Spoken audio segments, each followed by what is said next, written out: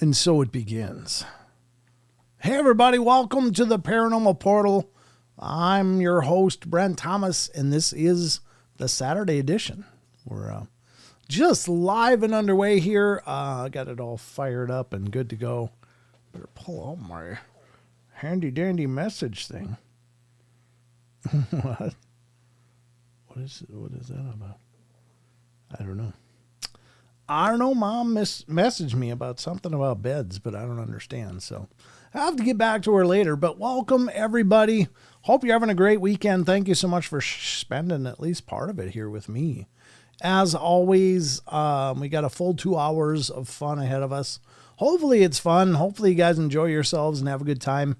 Of course, we're going to be getting to the news in moments here, and then we're going to get to the Discord question of the week in moments here, and then we'll get to some other stuff in moments here, and then we'll get to the Crypted corner, and we'll get to whatever the hell we want to, because the floor is always open for discussion. So if any of you guys out there watching or in the chats want to ask any questions, have anything occur to you, or just, want to say, hey, what do you think of this?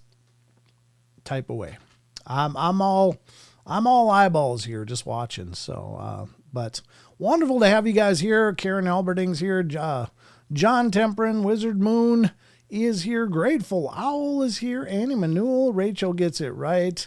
Karen Alberding, I said, didn't I? Yes, I did. But I said it again. Grandizer's here. Conrail fan. Good to see you.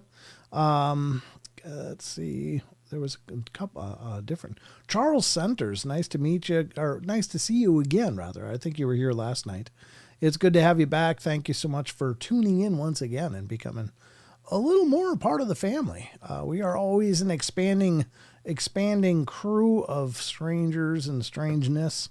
We're not overly strange, though. We're just a little bit strange. But it's great to see you guys here. Thank you so much. I'm looking up who else came in. I'm just scrolling as I talk here to see what I find. Grandizer, good to see you. Where were you last night, by the way? I expect an excuse slip on my desk before the end of the show. As if it was that tough. Grateful Owl, good to see you. I don't remember if I said that yet or not. As I'm just trying to keep up with my life. Annie Manuel. Scrolling. Me and Wizard Moon. Yep. Okay. I think let me look at the end here, see who else came in. Barbara Mora, of course, is also over on Rumble. Good to see you, Barbara. Thank you for being here. Chris Jarvis. How you doing, Chris? Good to see you. It's been a while, but great to have you back. Always great to see you. Alora Love God. One of me top three. What does that mean exactly? But you're all in my top three. Every one of you are in my top three. Because we're all family. RU is here. Good to see you. Thank you for coming in. I am doing well, and I'm sure I'm going to speak for everyone else and say they are as well.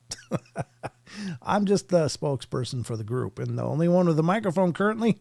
Brent, I heard thee of yesterday's stream. What a good one I missed. I wrote on the comments there, slept over from work the night before. Yeah, no worries. But I love that you guys watch when you can.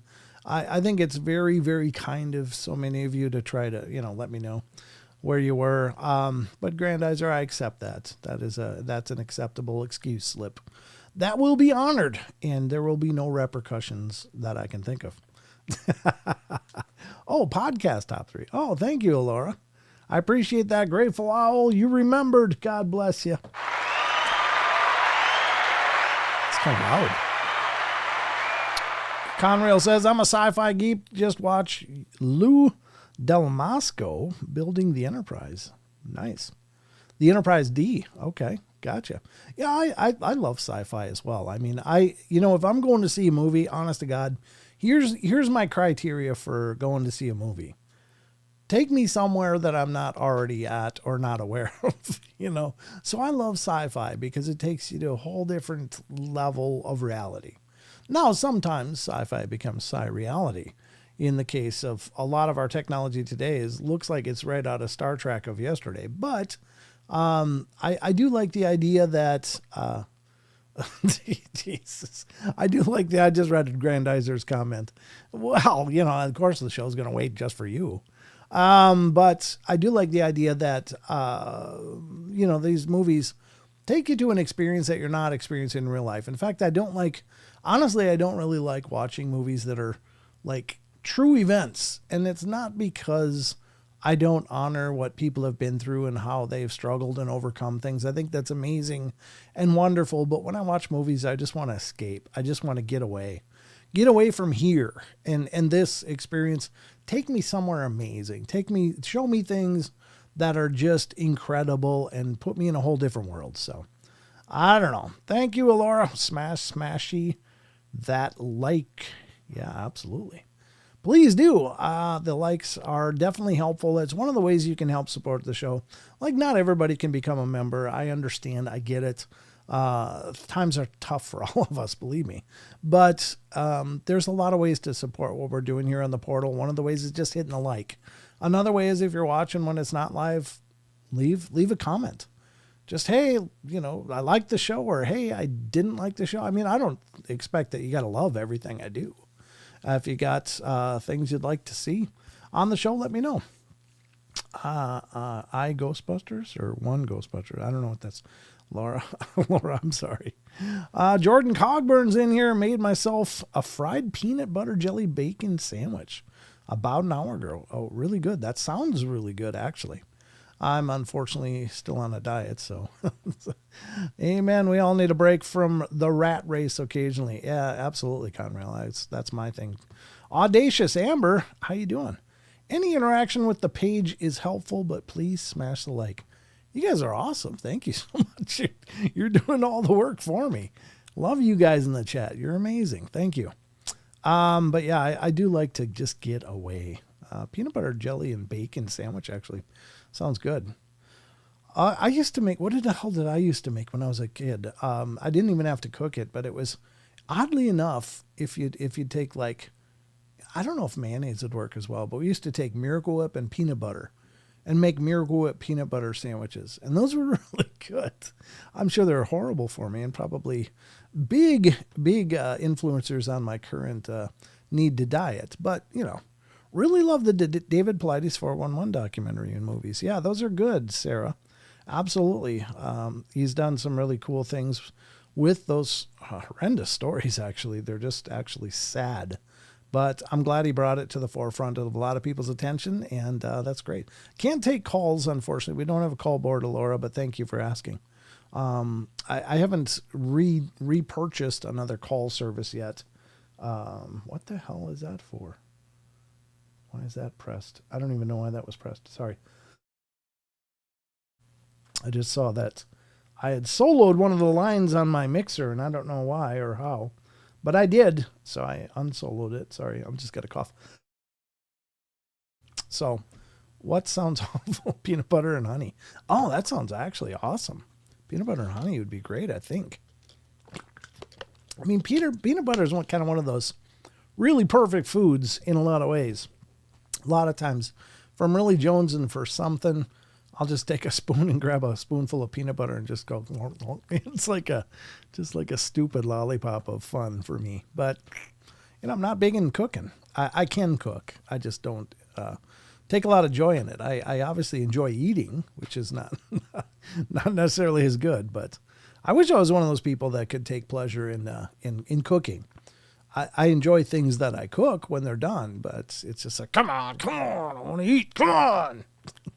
So just a little glimpse into my world, if you will. It's better than the David Paulides 411, Brent Thomas monster stories, and Brent's tale of his dad in the TV on the porch story. Thanks, Grandizer. I don't know if it's better, but it's my own experiences, and they're very real, very, very honest and true stories. I'm glad that, just a little background. And I've said this before, so I'm sorry. It'll be redundant to a lot of you guys that have been around for a while, but peanut butter and honey. Yeah, Barbara. Amen. When I first started the show, I do have a ton a ton of paranormal experiences. In fact, I'm forgetting more than I'll ever remember that I've experienced throughout the course of my life. Just a very strange life for some reason. Like this stuff just, reigns in my world a lot of times, and that's okay. It doesn't bother me. It's been an adventure and I've loved it, except for being growled at 14. That scared the actual piss out of me. But other than that, I've enjoyed most all of the other experiences for the most part. What was I going to say? But I didn't want the show ever to be about me, so I never talked about it. When I first did the Paranormal Portal, I didn't want to bring up my own stuff because it just seems like kind of a bad version of Me Too. It's like, oh yeah, of course I've had a lot of hauntings, and then I talk to people who have had hauntings. Of course I'm part of that club. I've seen a UFO. I think I've had a cryptid experience. It just sounded like, to me, it was like, God, that's just probably not going to play real well, because here I am a host, and it just sounds like, oh yeah, well, me too.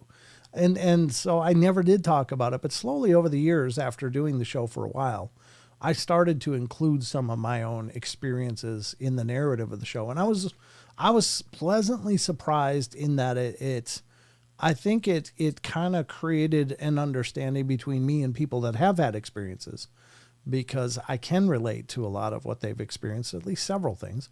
But it also was very endearing to me that those of you that are out there listening weren't like, oh, whatever, yeah, save it. Of course you've had experiences. So I was really pleasantly surprised by that. And so I'm kind of an open book about the ones that I remember. I mean, I've seen some incredible stuff in my life. There's some things that I still don't talk about just because of the dark nature of it, but because it was really a personal struggle and a battle for quite a long time. And so those things I just don't like to talk about because it was kind of my own personal hell. So let's see what I've been missing in the chat here. Jordan, my dad would make plum preserves out of a tree that was from our tree that was good. I put it on everything. Yeah, we've got a plum tree outside too that we've made preserves of, but this year it gave no fruit. So we got 2 trees outside of the portal house here. One is a plum tree and one is a pear tree. Every year that I've lived here for I guess just over a decade now, there's been fruit on both trees. This year, there's not any fruit on either tree. I don't know what's going on. I even tried watering both of them throughout the summer, just in case it was a hydration issue, but they still have made no fruit this year. So I'm like, oh, that's kind of creepy. What's going on? Maybe they're at the end of their life. I don't know. I don't know how old these trees are. I've only been here a decade, so just trying to catch up with the chat here. Ketchup and mayo sandwich. I might be good. I don't know. I like ketchup and mayo and mixing it for like fries, dipping fries in it. Doritos and cheese sauce. It's so good. Oh, that actually sounds really good. I mean minus L. I don't know what that means. All right. Yeah, we're talking about food. This might as well be the Food Network sometimes. I've had Mind Speak with Alpha Male Bigfoot a few times. Really, Charles? That's pretty incredible experience. I've never experienced that personally. Bigfoot, Michigan, Rob. How you doing, buddy? Good to see you, man. Thanks for stopping in. Of course, if you're not familiar with BMR and his channel and Tech's Front Porch and all the shows that they do both together and independently, they have some great shows. So make sure to check out Bigfoot, Michigan, Rob's YouTube channel and check out Texas Front Porch as well. Wonderful friends, and we've been friends for years and years. In fact, I dare say Rob was in this chat. Then that's maybe part of how he got his start. I don't know. Just saying. No, Rob, you're awesome, brother. You're doing great things. So fantastic to have you here. Question, Brent, how was your day? Good? Dinner good? Anything interesting happen that may pertain to the show? Mandela Effect? No, I got nothing really today. It's just been a busy day, but nothing really that incredible to let you know about. Hi, Shelley Montgomery. Good to see you as well. Just checking out everybody that's coming in and saying hi. I'm just scrolling through the chat here again. HB Girl to You is in Twitch. Thank you. That's Gypsy. Good to see you. And she's over on Rumble as well. And great to see you. Let's see. I'm just trying to catch up. Rob came in and the chat is just flying. Rob, you're keeping my chat flowing. Good job, brother. But we got a lot to get to tonight. I'm just trying to say hello to everybody and just do a little bit of greeting here. I love Pep. What's Pep? I love Peep. Maybe that's Peep. I love Peeps. Yeah, we love you too, Laura. Thanks for coming in. All right, so without further ado, I guess we're going to be getting to some news because we got to get to the news. Then we're going to get to the Discord question of the week from our Discord server. So I hope you guys are ready to get informed. There's only 3 stories tonight on the news, and then we'll dive into the Discord and find out just what the hell's going on over there. I didn't get a chance to do the comments from the cheap seats tonight, but I might just do it on screen and just show you live if I can find it. If I can do it quickly, I don't know. It's just one of those things. I think I can. I just got to dig through the YouTube comments and find it. But what a douchey comment. Anyway, I teased it last night and I meant to do it today, but it was just a whirlwind day. So Rachel, the Bigfoot family protects my friends and we protect them. Very good. I think that's important. I think they need protecting.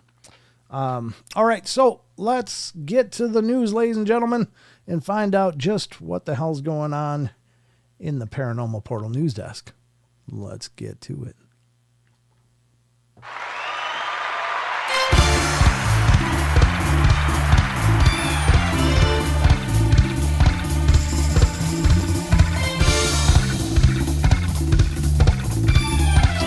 Hey, Batman!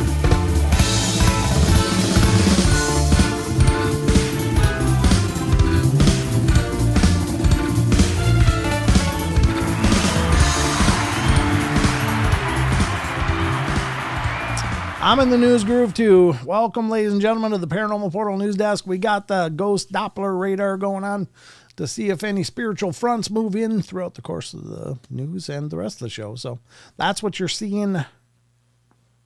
How the hell do I point at it? There. That green box. I'm just like doing gang signs here or something. When Brent tells you to boogie, you better boogie. I don't know. Only if we're investigating a haunted location. Then pay attention. Because if I'm running, there's a good reason. All right. Let's get to the news, ladies and gentlemen. We got a bunch of it here. And it's time to dig in and find out just what the hell I've got for you. Yes, I am, as a matter of fact. I'm wearing the Paranormal Portal merch. Boom, baby. I pulled it out today. I was like, ooh, I haven't worn that since the conference.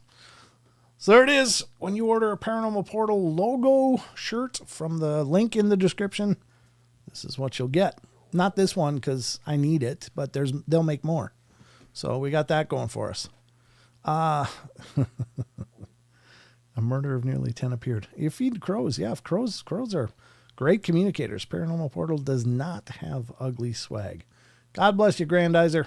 I appreciate that. All right, so welcome to the news desk. I'm going to pull up the first article. Remember, throughout the course of the show, we utilize a lot of different sites. These are amazing sites, and I can only ask that you guys please support these sites. Go check them out because all of them have so much more than I could ever dump into one or even a lifetime of episodes. There's so much more material on all of these sites that you should check out. And thanks, Grandizer. I gotta quit reading the chat while I'm trying to talk. He brought he's brought his buddies, Rachel. Whose buddies? What? Oh, the crow. Gotcha. Almost lost the track of thought there. All right, so the first site we're going to be using is an amazing site I've grown to love for a long time now. They do an incredible job. Please check them out. But this is coming from the UFO phenomena files of unexplained-mysteries.com. This flying saucer is the real deal, but it's probably not what you think. Kind of looks like a boat, which is not what I would think. You're right. When I'm thinking flying saucers, I'm not thinking of a boat. But anyway, it looks really cool. Let's see what it says. A Vietnamese inventor has come up with what has to be one of the most unique vehicles we've ever seen. Now, it did say flying saucer, right? Flying saucer, but it looks like it's a boating saucer. If you ever happen to see this thing careening towards you, you might be forgiven for thinking that aliens have landed. That is, at least until you notice that it can only move on the water. I wonder if it's a hovercraft. Invented and developed by a Vietnamese inventor, Trong Long Ho, this unique UFO-shaped vehicle is actually a jet boat that has been painstakingly made to look like a flying saucer. The process of designing and building the boat was surprisingly simple, using techniques such as sculpting a basic mold shape out of sand and creating the hull from fiberglass and epoxy. The completed vehicle is capable of reaching a top speed of around 31 miles per hour. In a video published on Trong Long Ho's channel, the inventor can be seen painstakingly putting this creation together before putting his foot down on a local waterway to test it. The design is particularly impressive, and the finished UFO-shaped hull is practically seamless. You can check it out in action below. I think we all deserve to see that. It does look like an incredible job. I mean, especially if he fabricated all this himself. Look at the lines and everything. It's just really, really well done. Let's have a look. I bet you he built it on like a Sea-Doo or something like that, though. A personal watercraft kind of thing, but let's take a look. Oh, look at all those commercials. Let's just get rid of the sound. There it goes. Yeah, that's essentially like a Sea-Doo with just an expanded hull is what it looks like. Oh, there he goes. He's designing. What's all these marks on here? Does this mean these are all ads, or what the hell is this? He's obviously trying to get some revenue built here. Yeah, look at the bottom. That's definitely a personal watercraft hull.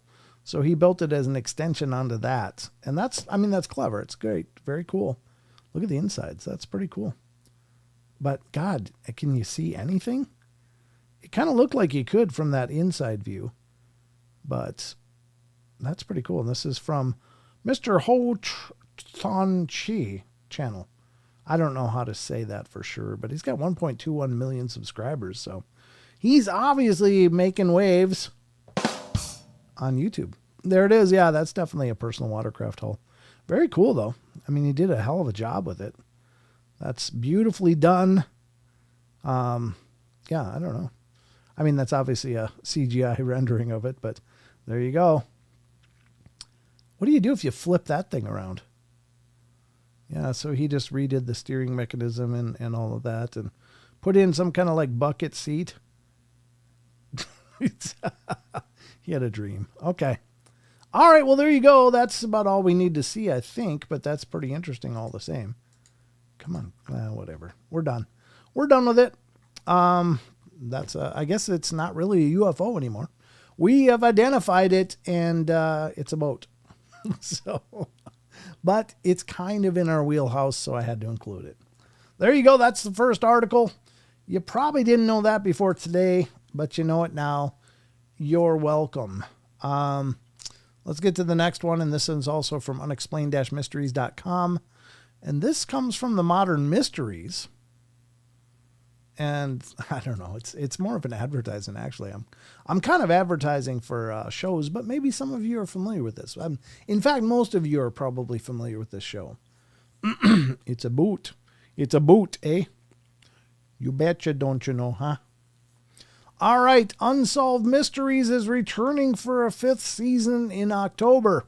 That's right, for all you Unsolved Mysteries lovers. God, that show's been around forever. But a 5th season. I didn't know how many seasons it was on regular TV, but I think it's just been on Netflix now, hasn't it? Or I don't know. I guess we can find out. The popular reboot of the iconic TV series is returning once again with another set of perplexing enigmas. Got to have perplexing enigmas, otherwise it's kind of a waste of time. The original run of Unsolved Mysteries spanned a whole 14 seasons between 1987 and 2010. And it's best remembered for its host, Robert Stack, who sadly died in 2003, as well as his reenactments of various mysteries, unexplained phenomena, and unsolved criminal cases.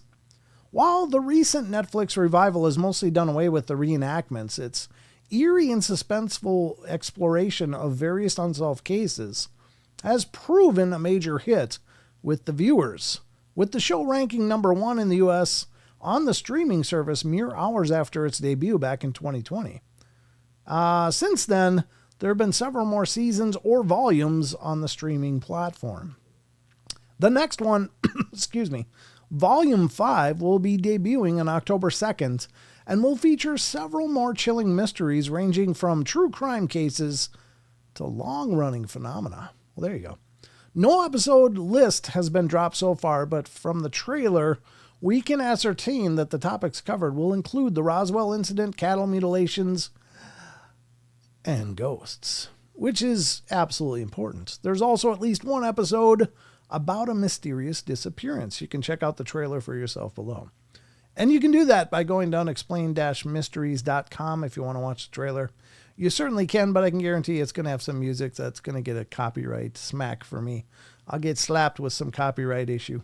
So I'm not going to play that now, just trying to avoid trouble.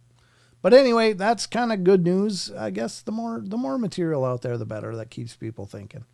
I'm not competitive with Unexplained Mysteries. In fact, I remember watching that show as in my early adulthood, because it came out in 87, right? Isn't that what they said? What'd they say? 87. Yeah, that was actually, God, I don't want to date myself, but that was a long time ago. Doesn't feel like that long ago. That's weird. That's a time anomaly in my life. I guess it feels like just yesterday I was 18. God, I got a bad memory maybe. All right, here we go. Let's get back to the rest of the news. I got one more for you. This one I think is kind of, the year you were born. Wow, John, I'm so much older than you. I'm so much older. That's okay. I'm really not very mature, so that all works out. All right, let's get to the next one. This one is unexplained-mysteries.com. As soon as my computer catches up with me, there it goes. And we're going to dive into this last article for the news from unexplained-mysteries.com. This one has to do with creatures, myths, and legends. We're going all the way over to Loch Ness. All right, let's check it out, because according to unexplained-mysteries.com, charity swimmer brushes up against mystery creature in Loch Ness. Ooh. How's that for a little creepy? I don't know how you know that you brushed up against a mystery creature. I mean, if you brush up against anything in a body of water, it feels absolutely creepy, especially if it's murky and you can't see. That's just always cause for alarm. I grew up swimming in the Mississippi, and I'm telling you, there were things bumping off of me all the time. And and you couldn't see more than 6 inches in front of you at best.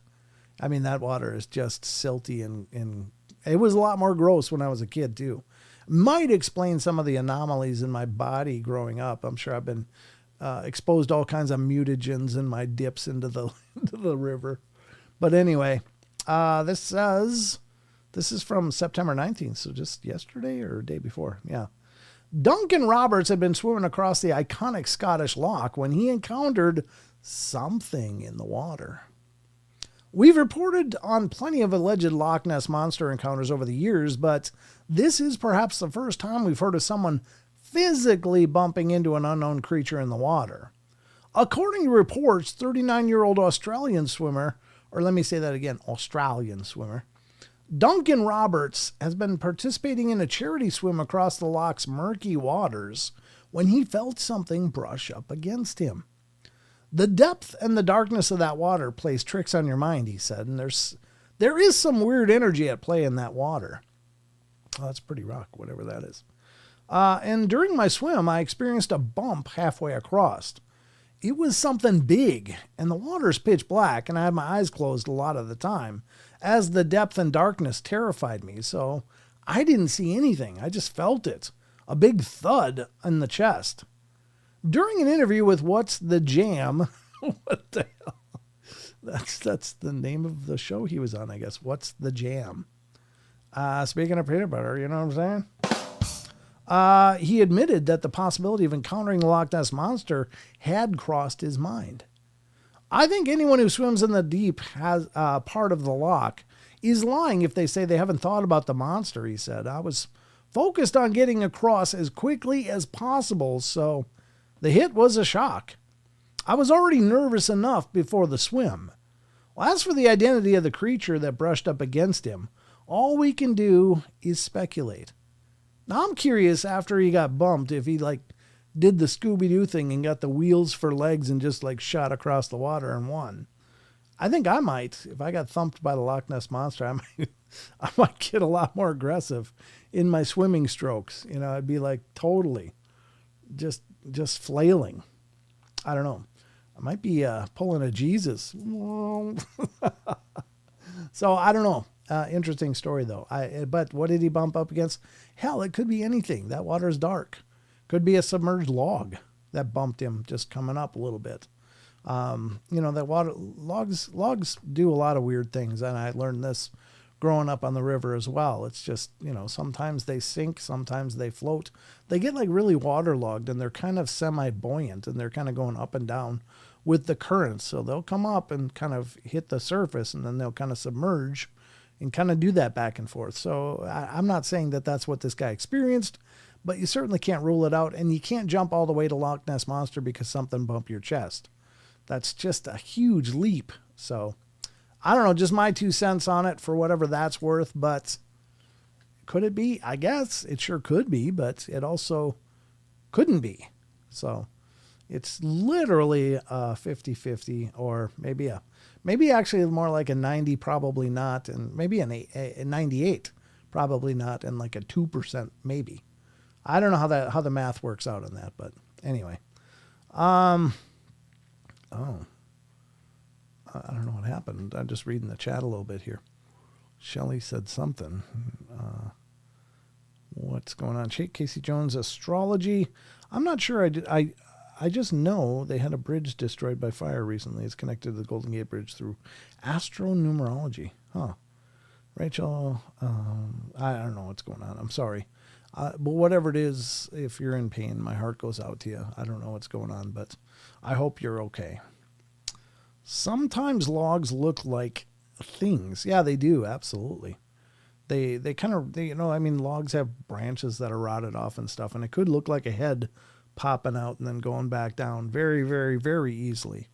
But, again, could there be lake monsters? Absolutely. I think anything's possible, and I think, that's kind of our journey. But I just don't think it's Grandizer. I'm not saying it was the Loch Ness Monster, but I'm saying it was the Loch Ness Monster. Well, it sells stories, right? So, of course, you got to at least entertain that thought. And I'm sure that did occur to the guy. I'm not saying he didn't maybe really believe that as a possibility. I mean, I don't know what it felt like. I don't know what he experienced, but it's got to be really disheartening when you're swimming across a dark body of water and then something bumps into your chest. That's got to be bad because you look like a lure going across the water, I'm sure, when you're just doing the crawl. You see those lures that are like poppers, and they got those like wheel paddles on the side of them. They just pop water, pop, pop, pop, pop, pop. I'm sure that, it draws fish like crazy. So if there's a bigger fish, maybe swimmers draw them pretty quickly too. Anyway. All right, the Welsh catfish can get to 800 pounds. Yeesh. Yeah, that's a lot of fish. That is huge. And I keep thinking that's a great thought too, Conrail, is that I keep thinking of Jeremy Wade and the river monster show that he had on Animal Planet or whatever. And some of the crap he pulled out of the water was just absolutely terrifying. And that was things he actually caught. I just can't imagine. It's like, oh my God, that stuff's actually out there. Like he caught it. He put it on camera. Like monstrous catfish and, and like these strange South American fish and all kinds of stuff. It's like, who knows what's in these bodies of water? I'm sure we don't have an absolutely pinpoint accurate census of the species that are in there. And certainly some of there is still a possibility there's these river monsters or these monsters in the water that are not even acknowledged yet. So Jeremy caught one. Crazy. We did? Okay. Well, I'm sure I saw it then because I watched that show all the time. It was just disturbing. It's like, yeah, you go to these small villages in like, Cambodia where people just disappear along the shores or in the water. And, you always think about alligators and snakes and stuff, but then there's these huge catfish-like things that when he pulls them up, yeah, they can inhale a small person very easily. Even a big person, I don't know. refreshing water. I'm going to love the water. All right. Let's continue on here. Ghostbusters movie, Snuffy Smith says. Seen the new one? I did see the new one, Snuffy, yeah. What do you mean? You saw the new one? What? Anyway, I wanted to say it. Seen the new Ghostbuster movie decades ago, Deja Vu. I don't know if I understand that, but that sounds really fascinating. Anyone remember the catfish hunter from Grumpier Old Men? Yeah. Well, you know, the funny thing about that, Sarah, is that grumpy old men and grumpier old men were filmed in the region I'm from. That was ice fishing was truly nearly a religion where I'm from. And there are people that have these elaborate huts out on the water, and it's crazy. I mean, they become like cabins, and in some areas. It used to be much more prevalent, but then the nuke plants came into where I'm from in Red Wing, and the ice didn't get as thick, but there's still these tributaries inside side pockets of water where the ice still gets thick enough. A diver searched for a body in a flooded quarry on the Kentucky River. He saw a giant catfish and came out. He refused to go back into the water. You know, I got to say, Charles, I grew up in Red Wing, Minnesota, was near where I lived. And there was a bridge that was redone there. And I don't remember exactly when, but it was the Eisenhower Bridge. It was called the Eisenhower Bridge because it was named after President Eisenhower. And there was legendary stories that I grew up hearing, and I've shared this on the show too. So sorry if this is repetitive for my regulars, but there were talks of the Army Corps of Engineer divers going down, figuring out footings for this new bridge that was going to go up, and they allegedly saw these huge shark-like fish, and they came up and refused to ever go down again. Now I thought that was incredible, and that was always kind of a point of pride, like, yeah, that's kind of stuff that's in this water. And, you know, it was kind of neat. But then as I got older and traveled around and went to other areas and started doing this show, I started to hear that same story repeated in different regions, the exact same story. When they were putting in that dam, the Army Corps of Engineers divers went in and they saw fish so big around there, they refused to go back in the water. And I was like, wait a minute. It's the exact story I heard. So I don't know. I think those stories kind of grow legs and they get transplanted. Now, is there a true story of that out there somewhere that actually happened? Sure, I'm sure there is. But it's funny when people have moved and relocated and stuff, they brought their stories with them, and then it just gets confused for, oh, that happened here, you know, in this area, whatever area you're in. So I don't know. That's a strange part of it, is that sometimes these legends grow legs and they transplant themselves where they're told, and they become that area then. And I don't think that that's the case. Now, I do think that there's plenty of huge lunkers all over the place, and maybe enough to give a diver a pause. But is every one of those stories true? I don't know. I don't know about that. Just my 2 cents for whatever it's worth. Now, I'm not claiming that they aren't. But I'm just like, wow, I heard that growing up, and then I hear it everywhere else across the nation. Well, they can't all be the same, right? So, interesting story. But maybe they're on the bottom of every big river. Could be. I'm not saying it's impossible. Grandizer says, Brent, yep, we heard the same things when we were building. They were building the Hoover Dam. They built the dam and wanted to get a water measurement, and there were creatures as big as a car down there. Yeah, same thing. So maybe the Hoover Dam is the source. I don't know, but none of it would surprise me, I guess, honestly. It's still possible there's huge fish everywhere, but are all these diver stories true? I don't think they can be, but maybe a few of them are. Like river gods. Yeah, maybe. But there you go. This has been a production of the Paranormal Portal News. Let's get back to the rest of the show, because we got a lot more.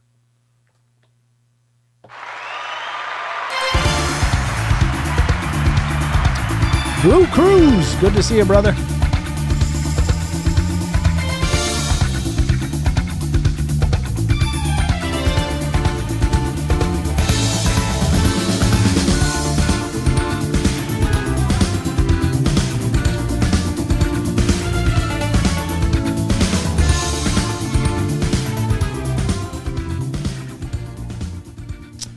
All right, ladies and gentlemen, we are going to be back at it here right now because that was the news. Hopefully you guys enjoyed that. Sorry, I end up spiderwebbing a bunch, but hopefully my spiderwebbing into different topics and subtopics is okay. I don't know. I think it's the biggest part about this show is that this show is always a conversation about the paranormal first. And by paranormal, I don't just mean ghosts. In traditional circles, paranormal means anything that's not normal, which includes UFOs and cryptozoology and strange phenomena and so on and so forth, and spiritual activity. So we cover all of it, but I don't know. I love talking about this stuff first and foremost. It's freaky. There's gators in the Tennessee River. Oh, really? That's frightening. Good God. Just what we need is more gators. I don't know how. I mean, they got to be deadly, right? For everybody. Like, gators don't really think a lot about it. It's like, oh, there's movement. I'm hungry. So it's not like they're real trainable. But anyway. All right.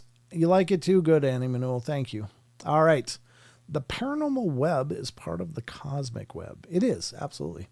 This is, again, the paranormal is not where things go sideways. It's the breadcrumbs. It's the clues. It's showing us the true nature of reality, which is dynamic and fluid. It's not this rigid box. So I've said that about every interview I've ever done, but I really believe in that. I really think that that's true, because a lot of people dismiss this stuff as, well, that's weird that happened. I don't know, something went sideways. And it's like, no, I think gators are the friendly ones. I don't know. I don't know if anything gators eat would consider them friendly, and they eat anything they can. They're just absolutely brutal. I mean, crocs, I think, are probably more aggressive, but I don't know enough about any of it. Hey, Blue Cruise, Paranormal Portal face. Oh, I don't see the actual emoji, but I see them now when I look over at the YouTube chat. In this chat, they all look like, descriptions of what you emojied. So great to see you. Can I pet that gator? I don't know if you got some extra fingers or a wrist you didn't need anymore, then you probably could. That's crazy. There's a ton of armadillos in Tennessee now, which wasn't the case when I was a wee lad.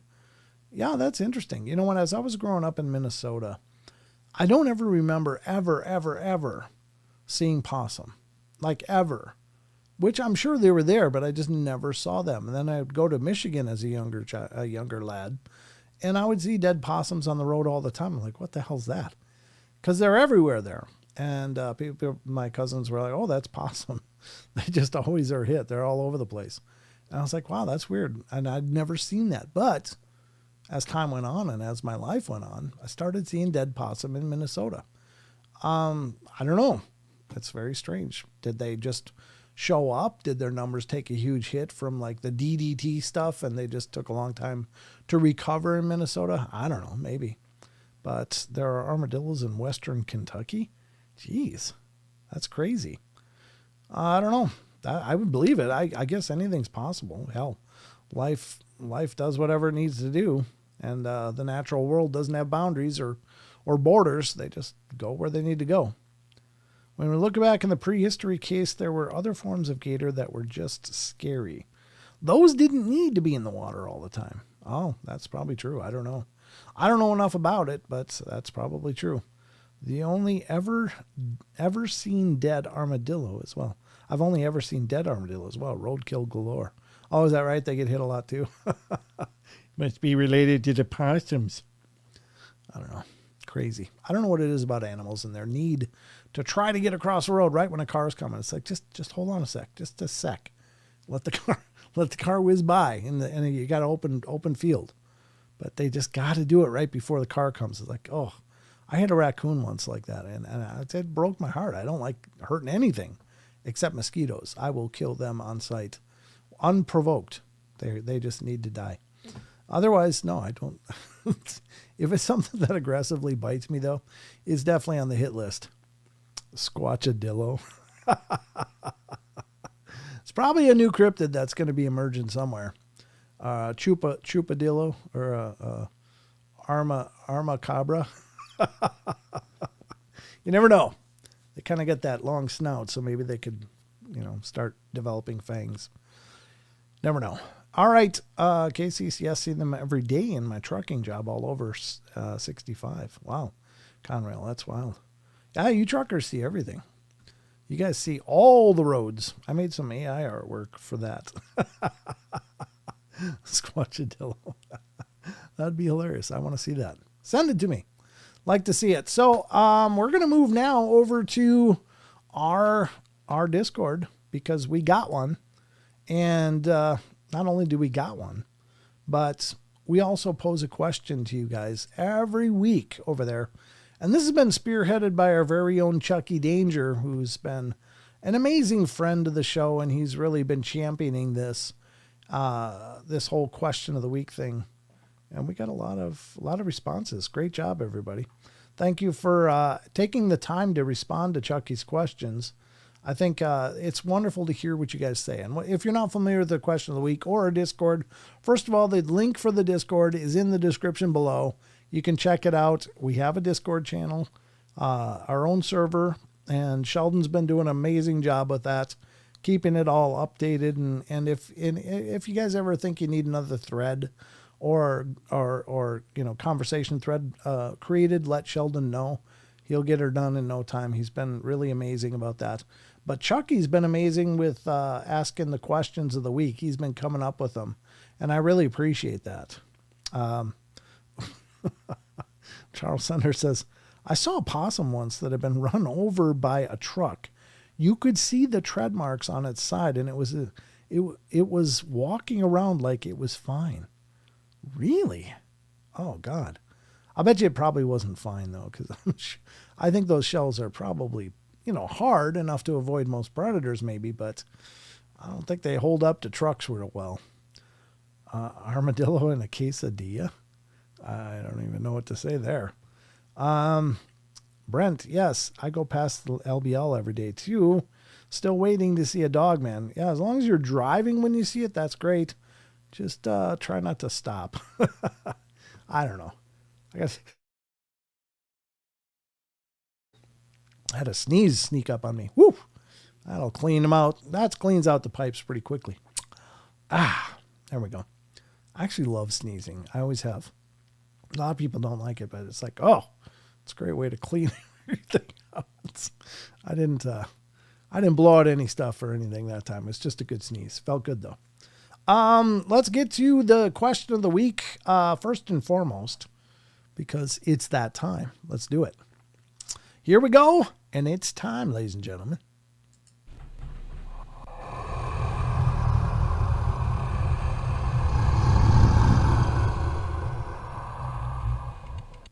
All right, ladies and gentlemen, welcome to the Discord question of the week. This is our Discord server. This is what it looks like when you join. You will be greeted with the Paranormal Portal over here. This is our server. And these are all the discussion threads that are here. If it's white like this, that means there's new posts that I haven't seen yet. And these are the ones that I have seen if they're gray. So very cool. And there's lots to talk about. If you like our chat on the live shows, you're going to love the Discord as well, because a lot of the same people are in the Discord server and continuing conversations. So it would be wonderful to see you all over there. Again, the link is in the description. Doesn't cost you anything. And if you're not familiar with Discord, fear not, because we have a tutorial group in here. I got to find it. Where the hell is it? I got to find it. There it is. Discord tutorials. It'll walk you through some videos showing you how to use Discord if you're brand new to it, just to give you an idea of what to do. It's not a hard program to learn. So don't let that stop you from being a part of it. It's really basic, but everything's in a different place, so it's unusual. But once you get used to it, it's very easy. You just click on whatever discussion thread on the left you want to talk about, or read what other people have posted. When you first join, you'll be in the general, but you can also check out, this is the questions of the week, of course, every week that'll be posted. There's episode discussions, which are current episodes that people are talking about. Gave Mushroom a robot body and let it run wild. Oh my God, I never saw that, Annie. That's awesome. I didn't even see that. That's great. It's only from the earlier this month, but I'm sorry I missed that. There's Bigfoot. There is Dogman. There is Ghosts. There is more UFOs, extraterrestrial encounters, cryptids. There's music, which is really cool because people post eclectic music that they found. And some of it's paranormal related, and some of it's just really cool music. And there is strange phenomena like the Mandela effect and other things, and time travel, etc. Paranormal library, people recommending books, movies that they like dealing with the paranormal. There's the art gallery, which is really cool. And these are really fascinating and very well done. Some of them by our own creators in the Discord server. And then there's humor, which is always great. You can stop by here and read some paranormal jokes and comical things. Oh, this place must be very haunted. Yeah, it's got the mystery machine. It's got, what the hell? Oh, that's the supernatural car and the Ghostbusters car. Yeah, that place needs help if it's got all three. And then there's the paranormal kitchen where people put different recipes. A lot of times our discussions turned into Food Network here on the live shows. So it seemed kind of fitting that we needed a paranormal kitchen. And there you go. Cutting board. Look at that. Stupid cutting board is the third time it brings my chicken back to life. Clever. So that's all in here, but we're here looking for the question of the week today. And by God, that's what we're going to look at. So here it is, today's question of the week from Chucky Danger himself. Thank you, Chucky, if you're out there listening. God bless you. Question of the week. There are many theories on what Sasquatch is, but in your own opinion, what do you think Sasquatch is, and what makes you think that? Eric the Purple Wandering Hobbits, or Wandering Purple Hobbit, came in yet. Just another mystery. There you go. First answer. Just another mystery. Fair enough. I mean, what is it? Hell, who knows? We're not even sure whether it's completely physical, if it's completely spiritual, if it's somewhere in between, if it's transdimensional, if it's extraterrestrial. What the hell is it? We don't know. But there you go. Good point. It is a mystery. All right, Big Day in the Woods. Would you like me to take that for you? So you can, what? Oh, so you can be in it. He's taking a photo of the guy getting attacked by Bigfoot. And then the UFO guy comes in. That's the X81V2. God bless you. That's hilarious.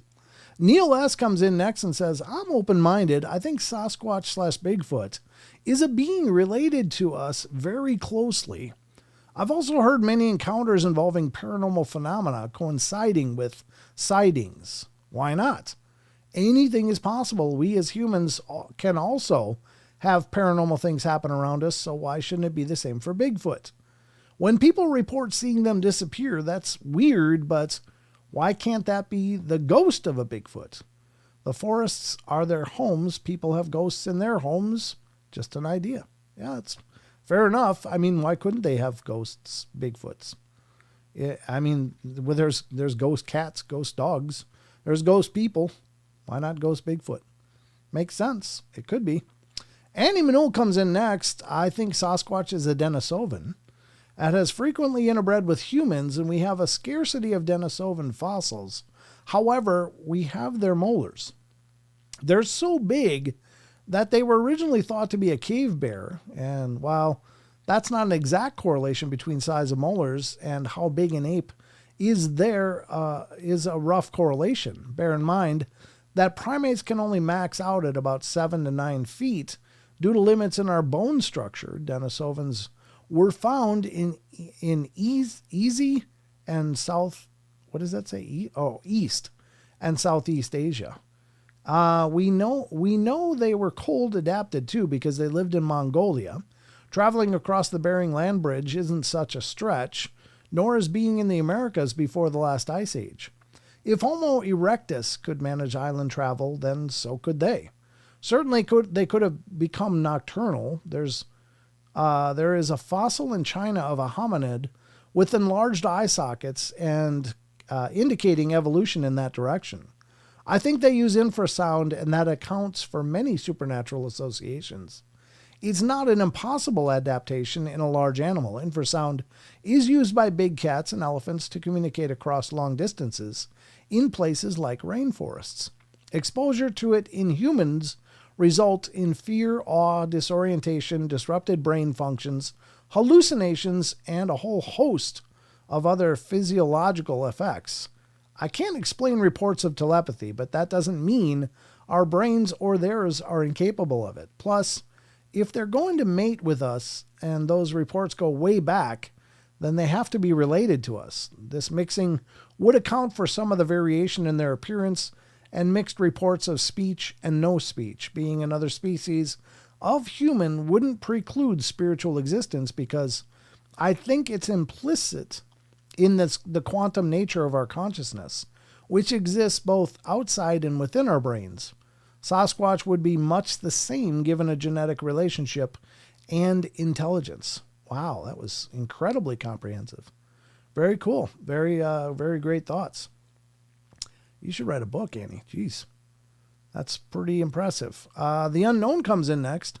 If Sasquatch exists, it could be a relic hominid, like a descendant of Gigantopithecus, a large ape species thought to have lived in Asia. The idea is that it migrated to North America across the Bering Land Bridge during the Ice Age, surviving in remote forested areas. This theory is popular because it explains the creature's large size, bipedal movement, and ability to remain elusive. Others believe it could be more primitive human species like Neanderthal or Denisovan, relatives surviving in isolation, and this would explain reported human-like behavior and intelligence. The lack of physical evidence, however, keeps it speculative. Most encounters are based on sightings, footprints, and folklore, which could be influenced by misidentifications or hoaxes, but the enduring fascination comes from the possibility of discovering an unknown species that has cleverly evaded modern technology and exploration. Yeah, fair enough. Good points. Very good points. John T. comes in next, says, I think some are God created. I believe most are flesh and blood and alien manipulated. I believe they could travel interdimensionally. I know they cloak and use portals. I've seen cloaking 4 times and portal use once. Well, that sounds fascinating. Yeah, I mean, there's certainly those reports out there. I think that's, as a side note, I think that's, the portal idea is fascinating to me as a possible means for people seeing them disapparate and stuff like that, because certainly there's been many accounts of people finding themselves having passed through a portal of some kind. They will be walking in an area they're very familiar with and then find themselves in a completely unknown area in just a matter of steps. Like, where am I? It can be different environments completely, like from forest to boom jungle, or from desert to boom forest, or some swamp or something like that, and then they backtrack and they're back where they belong. And so it's fascinating stuff. I don't pretend to know for sure, but what if those were naturally occurring phenomena, but throughout the course of their developments, having developed alongside of nature and within nature over the course of thousands, tens, or hundreds of thousands of years, however long, maybe they became acutely aware of these things and can use them and utilize them. And that could account for some of the, much like we use the subway. What if that was possible? I don't know. It's just a weird, wild theory, but what if? I don't know. So think of it what you will, but is that possible? Maybe. I don't know. I'm just throwing ideas out there as well. Rachel 101 comes in next. It might be that Sasquatch split off from a family of early primates, ancient species called Notharctus. Notharctus, a lemur type primate that lived approximately 50 million years ago. A group of them could have split off from the others and evolved into what we know as Sasquatch today. In their environment, they had millions of years to evolve the characteristics that witnesses have experienced: mind speak, infrasound, cloaking, stealth, crawling, perhaps even telepathy, to ensure that distance between them doesn't hinder communication, such as in hunting or human watching. Yeah, fair enough. I've not ever heard of Notharctus. Notharctus. That's a new word to me. I'll be fascinating to see more. If you could put a link to Notharctus, Rachel, in the Bigfoot group, I'd love to check that out at some point. Thank you. Barbara Moore comes in next and said, there's so much to consider regarding Sasquatch. When I was a kid, I thought they were most likely relatives of Lucy, the missing link between humans and apes. So much has been learned from them that now I truly don't know, but I will remain curious. Yeah, me too. I mean, we're all really curious, and that's fair enough. I didn't know that Lucy was a missing link so much. I thought that that was just the earliest humanoid example as an offshoot of the primates that was found in Africa, but I might be wrong. I don't pretend to know that much, but I thought so. Karen Alberding comes in next, says, my hubby thinks it's a bipedal ape of some kind, and it could be the missing link. In others, can't we all get along? Yeah. I personally think it's a species all of its own, a cross between ape and human. I think more human personally, but with enough animal instinct to be more in tune with nature than we are. Therefore, in many ways, smarter than we are and also more dangerous if it's encroached upon or its territory. That's kind of where I stand. I don't believe at all in the woo stuff. I think that is a whole different thing. I have no idea about that. Sasquatch to me is flesh and blood creature. Yeah, I mean, absolutely. They, at the very least, I think we can all agree that Sasquatch is at least sometimes blood and flesh. Maybe sometimes not. I don't pretend to know. I can tell you that I have personally a very hard time wrapping my head around the whole multi-dimensional Bigfoot, the supernatural Bigfoots, all that stuff. But what can I know? That isn't me saying it's not possible. It's just me saying I don't get it. I don't understand it. How? I don't know. And that's more of a function of my logical mind. How do I wrap my logical mind around something that is here, very physical, interacting physically with the environment, and then suddenly gone, just disapparating? Like people I've talked to have witnessed them being visible like only from the waist up, or, something like that, and then slowly disappearing until there was nothing left, just in plain sight of them. I don't know. Again, I can't pretend to understand it. I don't know what to do with it. I don't discount that it's possible. I just don't understand it. And that's where my personal hang up on it is. And that's not me saying it's impossible, but I don't get it. I don't get it. So, but at any rate, I still have an open mind for possibilities, and I'll be happy when somebody can figure out what that is, what they're doing. Because if they are truly multidimensional, could we learn how to experience our own multidimensional reality more robustly? What could we learn? What cues could we take from them if they are indeed able to walk through dimensional, openings, or create dimensional openings, or disapparate and reapparate somewhere else? What could that teach us? Maybe something incredible. I do believe we are incredibly capable of some amazing things that even we don't understand, but I still don't pretend to understand any of that. So it's kind of the big question mark for me. And I think that's fair. I don't think that's me saying, "Oh, you guys are so full of it." It's just me going, I don't understand. And I'm okay saying that. And that's fair. So this has been the question of the week, and we have electric eels who would have thought that was a real animal. Yeah, absolutely. That's true. I don't know. I don't think Duke knows either, Grandizer. No offense to Duke or everything that he's done, but I don't think anybody knows. Nobody knows. Duke certainly devoted a large part of his life to this, but I don't think anybody has the answers. And so he might have a bunch of theories too, and that's fine. And he could be right, but I just don't think anybody knows. That's kind of the whole thing. Like Wes says, until we get one in our garage, it's all a guess. Amen.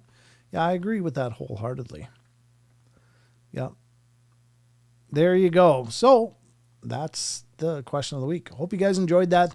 Special thank you to everybody that took part in this discussion. Thank you again to Chucky for putting it all together. That really is fantastic and awesome, and I appreciate it. And if you do join the Discord, you can go back and look at the other ones and certainly read what everybody said in the past. There's just a whole host of them here. Just goes on and on and on. This has been going on for a long time. I used to do 3 questions a week when I was doing it, but then had a talk with the mods over on Discord. I'm like, I don't know. What do you guys think? Is it too much? Because, and then we just decided on 1 a week. So thank you to all the mods over there helping to keep the balls rolling in the Discord as well. So, all right. And of course, in our chats, you guys are amazing. Thank you so much. I appreciate it a bunch. So this has been the Discord question of the week. Let's get back to the rest of the show.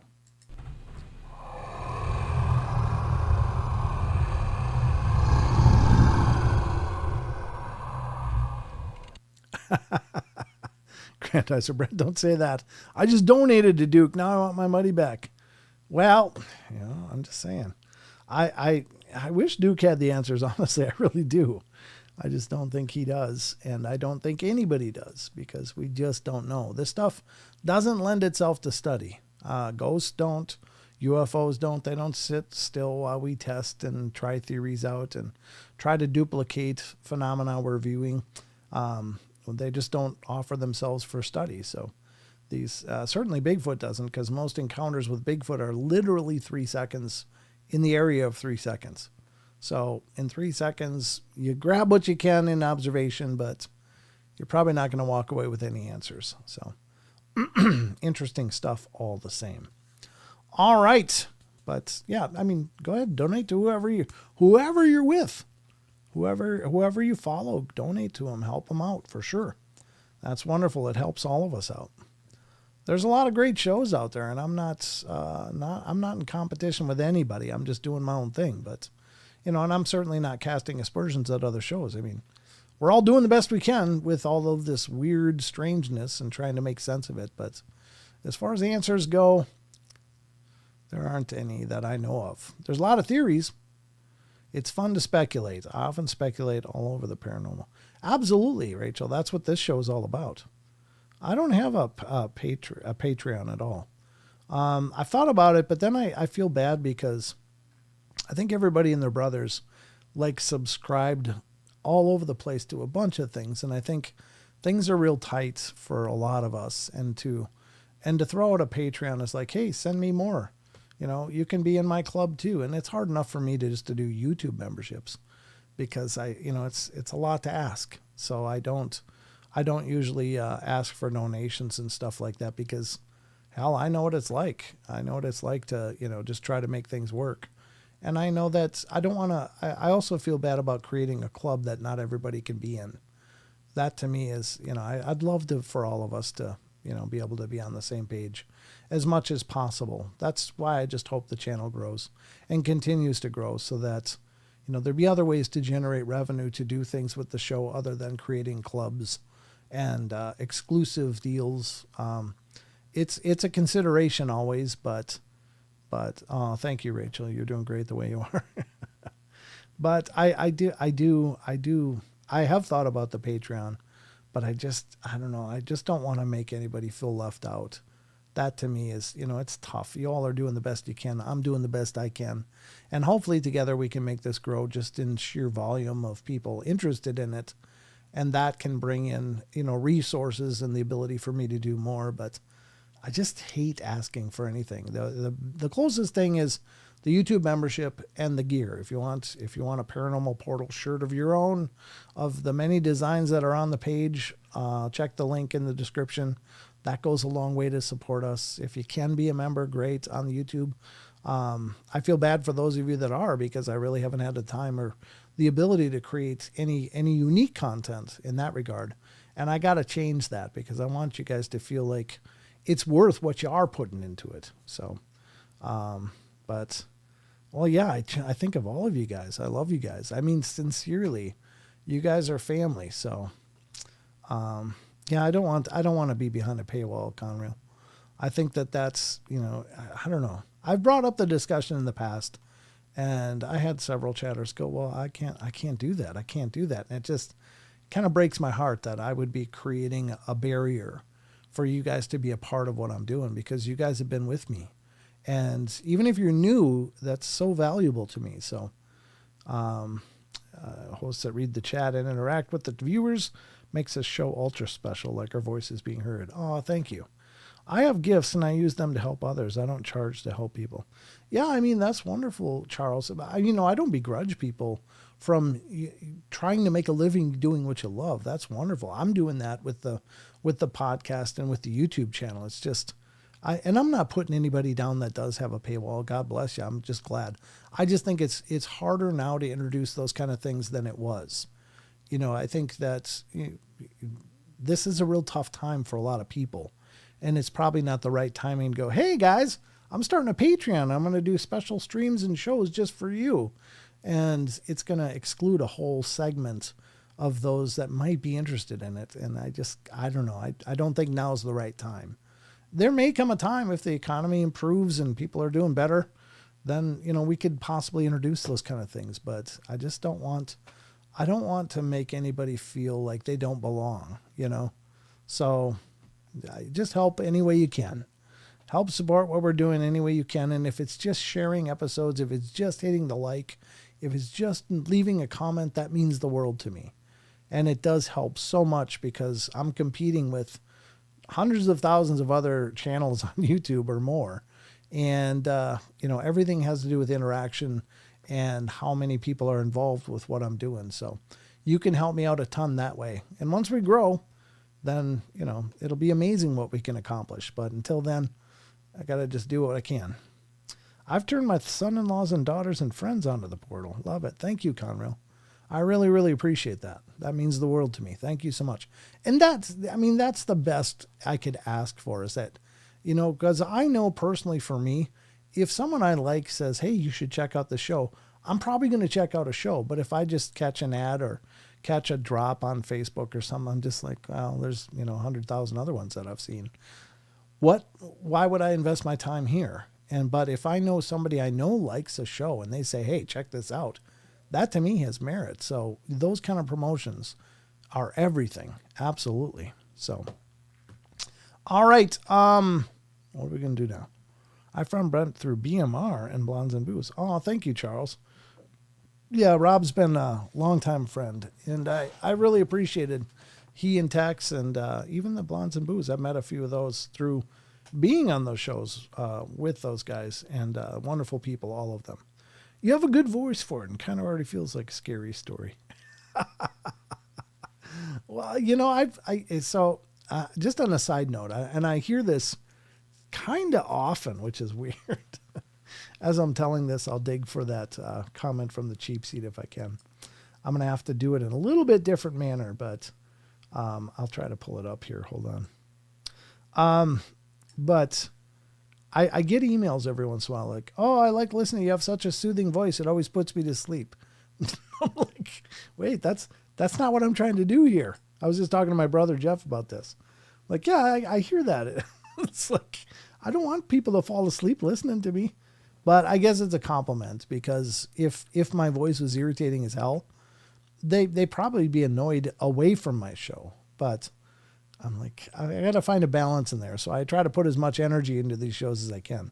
Never heard of Texas Front Porch until Danielle Diva went over there. Is being chased away from Spaced Out Radio. I don't know. Is there? There might be some drama. I don't know. I try to stay out of everybody's drama grandizer because there's always several sides to a story, and certainly you can hear one side, and I'm not saying anybody's not being genuine and honest, but I just try not to get involved because I just don't know enough. I don't know a lot of these people on a personal level, so I can't really say. So when things like that come up, I'm just like, well, maybe, I don't know. But I'm going to look for that show or that comment if I could find it. Wait, it's got to be around here somewhere. I'm close. I got to be close. Oh, yeah, here it is. All right, so I'm going to do my best to make this visible to you guys. This guy's such a dick. It just cracked me up. And again, I don't mean to make ultra light about it because it is kind of creepy, but let me make sure it's all readable. Here we go. All right, so I guess we'll go to that now just because I want to do it. We haven't done one of these for a long time, but I'm gonna have to shuffle between screens a little bit here. But Here we go. It's time, ladies and gentlemen, for a segment we don't do very often because I don't get many shitty comments, but this is one of them. So I thought I'd put it up there for you. Here we go.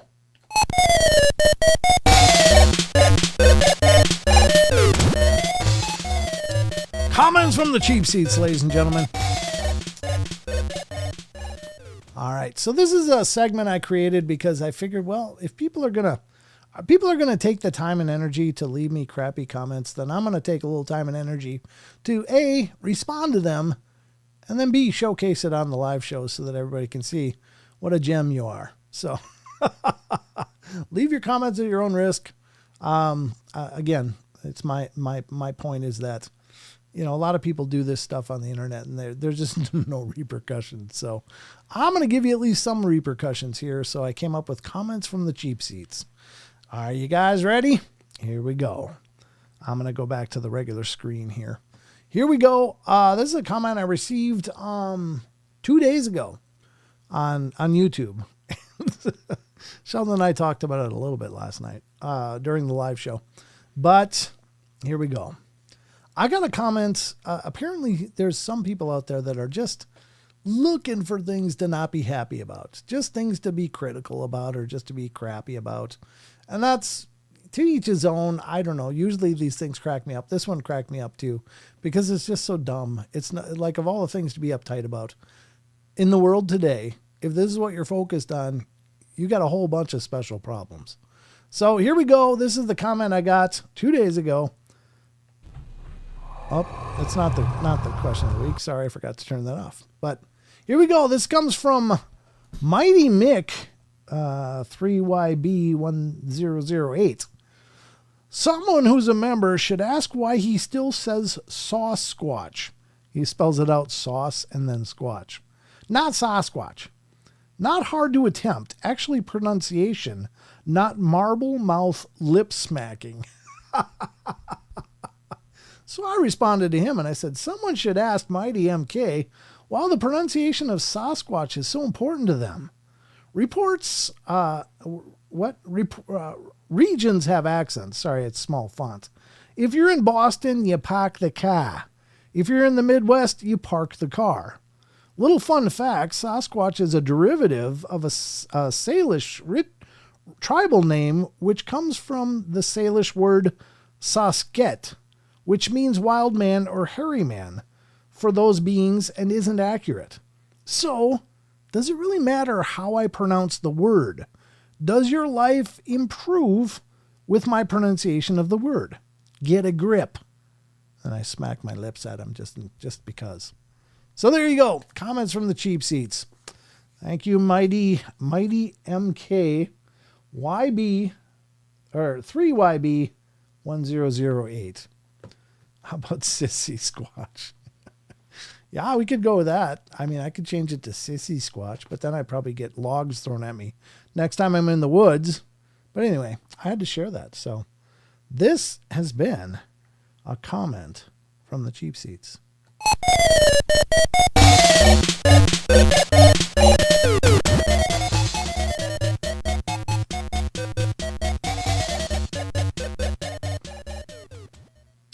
There you go, folks. That's comments from the cheap seats. Brent has a great voice and cadence. Oh, thank you, Casey. I appreciate that. All right. Hope you guys enjoyed that. We don't do that very often. I don't get very many crappy messages. And maybe it's because I do fire back and they're like, ooh, because that person hasn't bothered to respond at all. I don't know why.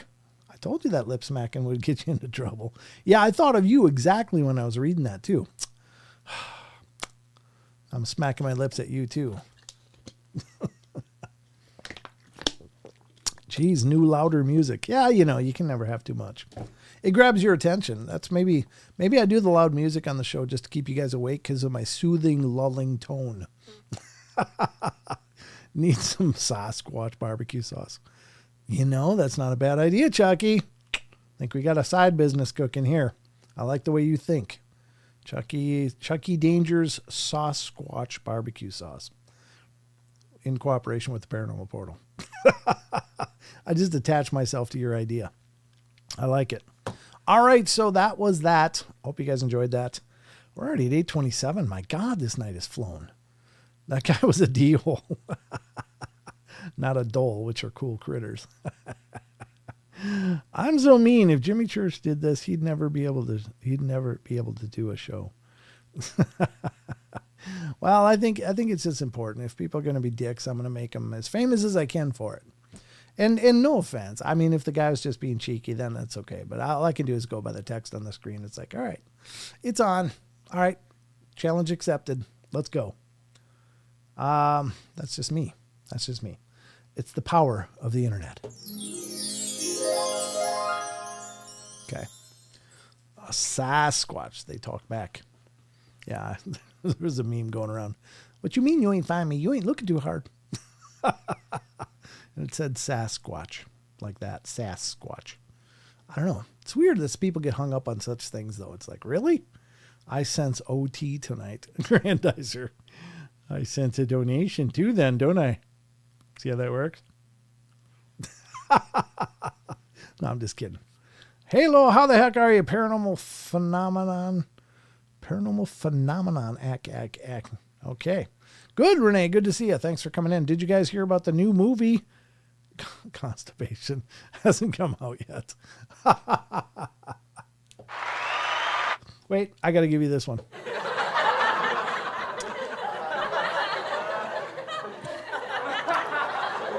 Thank you, Justin. It's probably all this cough syrup I've been drinking.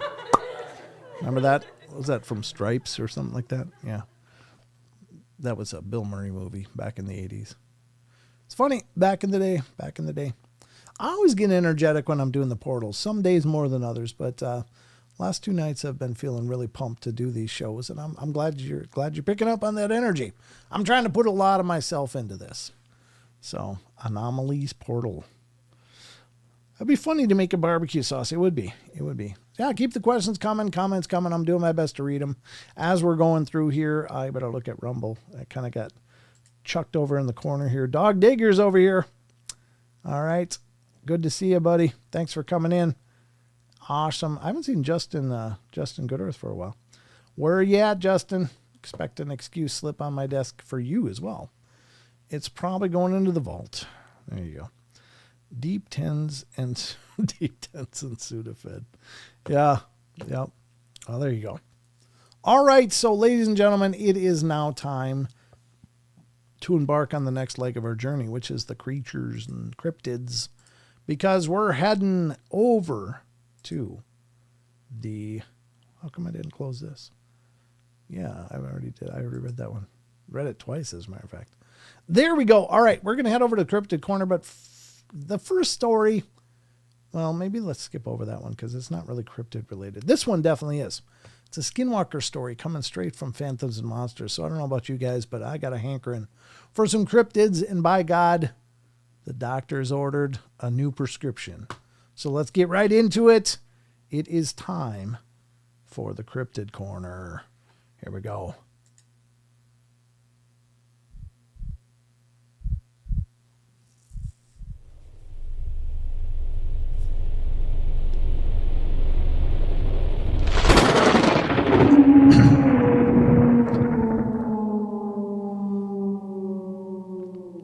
All right, ladies and gentlemen, welcome to the Cryptid Corner as we're diving into all the creatures and cryptid reports we can handle. We're going to start tonight off in phantomsandmonsters.com. This is Lon Strickler's site, another of the amazing sites we cover. Again, please visit, check them out. There are so many creature encounters reports over there that Lon has fielded and publishes several every day. And dealing with all kinds of different cryptids, as well as strange phenomena, as well as UFOs, as well as spiritual phenomena. So it's all on the buffet over there on phantomsandmonsters.com. You can also learn about Lon's research efforts into many of these cryptids reports as they come in. He works with several researchers around the country, so you can learn about that. They do a lot with the Mothman phenomena up in the Great Lakes region right now. They've been doing a lot with that, but they've done Bigfoot, they've done Dogman, and continue to do all of those as they come in. So it's also a great location to learn about Lon's published works, so you can find out what books Lon has there, and also get information about his own podcast, which is Phantoms and Monsters Radio. And that's a YouTube channel as well. And you can check out Lon's live streams. So let's get to this. This one is Skinwalker Encounter Detailed by Experiencer. We don't get a lot of these, and I like these when they come up because I think the Skinwalker phenomena is absolutely fascinating. Again, it's another one that's hard to wrap my head around. How can something be a person and then other things changing form? But it's honestly a story as old as time. There's been shape-shifting going on in legends and lore from around the world for generations, hundreds, if not thousands of years. So there's got to be something to this. These stories still continue to this day. People are seeing something. Hey, Isaac, good to see you, brother. Glad you made it in. Wonderful. Say hi to Kirsten for us as well. All right, let's get to this. Skinwalker Encounter Detailed by Experiencer. There are numerous stories about this place, such as the flute player you can hear at night or the boulder-sized splashes you hear in the river, but most notable are the stories of skinwalkers. What place is he talking about? I don't know what place he's talking about for sure. I received the following account. I guess we're going to find out here. I live close to the reservation just outside Mesa, Arizona. I have a couple of native friends who I just recently went camping with around 20 miles outside the valley to a place they call Three Poles, rather. Look like an R. My eyes are a little fuzzy tonight. This place is considered holy land in their eyes and is close to a river. There are numerous stories I know about this place, such as the flute player you can hear at night or the boulder-sized splashes you hear in the river, but the most notable are the stories of the skinwalkers. We arrived at the camping site around 9 p.m. It was already dark, so we started to unpack and made a fire. Once that was done, my native buddies put up the barriers and puffed the smoke of tobacco upon us as a personal barrier. Well, they told me never to go anywhere alone and that around 3 a.m. is when the spirits are the most active. It's funny because in paranormal investigating, that's considered the most active hour is 3 to 4 a.m. for spiritual activity. So there's definitely a lot of wisdom in that. Around 2 a.m., the beating of a drum became very clear. This is a sign of the skinwalker, they told me. At around 3 a.m., the smell of wet dogs became apparent. And this is a sign of either two things, hoofy, an extremely evil spirit, or the skinwalkers. The fire grew small and we could see the shadows of animals, and we all decided to move to another site in the morning. As the first light dawned, we packed, and I sat in the back of his truck to hold down the stuff. As we left, I saw a Rottweiler walking on its hind legs, straight to the middle of our camp. It was easily 5 feet tall and had bright orange eyes. I freaked out and screamed as it was running at us, still standing up. It disappeared into a bush after we turned the corner. Later on at our other camp, an old man with his face covered up by hair visited us and acted very strangely. We ran out of drinks, so a friend and I decided to head out on foot. No car. A friend had to take it home. And we saw a car. As it approached, it slowed down to a halt. And the same man asked us if we wanted a ride. We said no because by this time my friends had told me the man was a skinwalker. He grabbed my arm and pulled me by his car and looked straight at me. As my friend ran up to grab me, the man took off in his car. Once we got back, I relaxed. It was around dawn, and just behind me, the man appeared about 10 feet away and asked if I could help him with something back at his camp. As he did, 2 trucks came around the corner to head further into the grounds. He watched them as they passed, and then all of a sudden, he bolted after them. I was astonished to see this 60-year-old man chasing down a car. My native friends put up a salt barrier. I heard sounds all night, but never saw anything after that. I mean, is it possible all this happened? It just seems like such a orgy of evidence, if you will, and that's a term used in homicide investigations when something looks staged. I don't know. Seems like an awful lot for one story in just a couple of nights. Is it possible? I guess. I don't know. I don't know much about it. What was the Skinwalker, Chuck Norris? Yeah. I don't doubt that there's definitely a lot of Skinwalker things going on in Arizona. Could this be legit? Sure. I can't possibly know, but it's just such a lot. And if the old man showed up once and they were already like, yeah, this is Skinwalker, why would they humor it anymore after that? Why would they continue to humor this thing with the knowledge that they believed it was a Skinwalker? I mean, that's the part that's not making a lot of sense to me. So it could just be creative writing, could be legitimate. I don't know. But if it's legitimate, that's absolutely shocking. But maybe it's something else. I don't know. But that's the first story. And I'm glad we got a chance to cover that because I've had it open here for a while. So I'm glad we got to cover it tonight. All right. We're going to dig into some the Wallaton Park Nottingham driving gnomes. I have no idea what this was, but I saw the headline and went, oh, we're covering that. We're talking about that on the show for sure. So here you go. Again, from phantomsandmonsters.com, let's check this one out. This odd incident occurred October 29th, 1979, in a swampy area of Wallaton Park, Nottingham. And there's not much information to go on. All the evidence is anecdotal, but it's an interesting mass sighting of gnome/fairy creatures. Well, there you go. Huh. Excuse me. Got a cough. Hold on. The witnesses were a small group of children aged 8 to 10, and the events took place September 1979 in Wallaton Park, Nottingham. They were in the park grounds at 8:30 p.m. when it was getting dark, but there was still some light to see by. In a swampy area with trees fenced off to stop the public from entering, the children saw about 60 little men, about half as tall as themselves. They had long white beards with red tips and wrinkled faces, rather. They wore caps on their heads, described as being like old-fashioned nightcaps, naughty style, with a bobble on the end, and they also wore blue tops and yellow tights.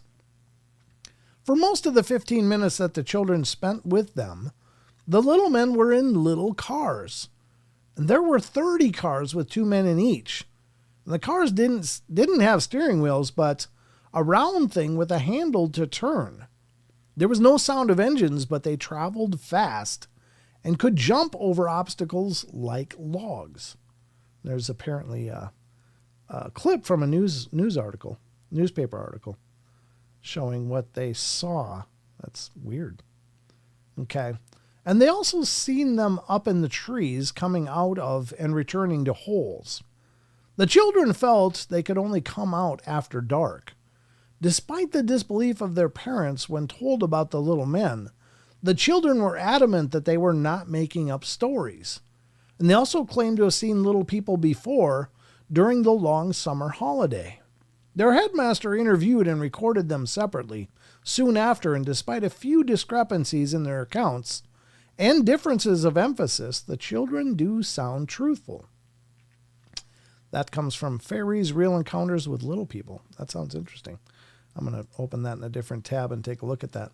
Furthermore, the author Janet Board adds this seemingly innocuous footnote based on its similarities to the sighting. Over 60 years before the Wallaton fairies were reported in the media, I had corresponded with Marina Fry of Cornwall, who wrote to me, giving details of her own fairy sighting when she was nearly 4 years old, around 1940. One night she and her older sisters, all sleeping in one bedroom, awoke to hear a buzzing sound. One sister said music and bells.